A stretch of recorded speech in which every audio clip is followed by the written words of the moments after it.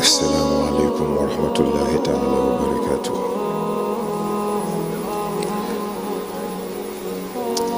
lu fi nit di waxati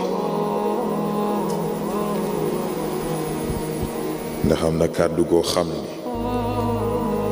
bu xasee ba jib ku tëx sax di nga jariñoo. kon nag kàddu yi fi jib duñ ci tegati dara, xanaa xëy na rek baatu tey bi nga tudd góor gi, ndax fan yii ci ginnaaw ci waxin mën naa am ni am na ku ma déey ne ma yàlla jamono ngi ñëw ci kanam baal àq sax dana xewe. kon nag ci ni nga ko waxee si ku yabu gën a tey.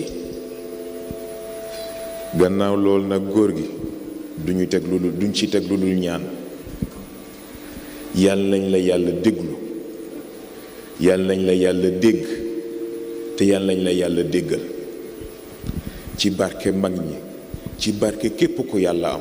yàlla nañu yàlla defal lii. leneen nekku fi, leneen nekku fi. si yow rek lañu am, keneen ku mu mënti doon yàlla xam na ne safooñu. kon nag si yàlla bu ñu keneen saf, ci sa ndigal kon ñu jàngaat fatiha, jàngaat falaxi ak naas, jàngaat ayatul kursiyu ak juróomi salli salaatan yi, tëjee ko salaatul fatihi, ñu def ko hàddiyee yonent bi te yeewee ko ba beneen incha allah.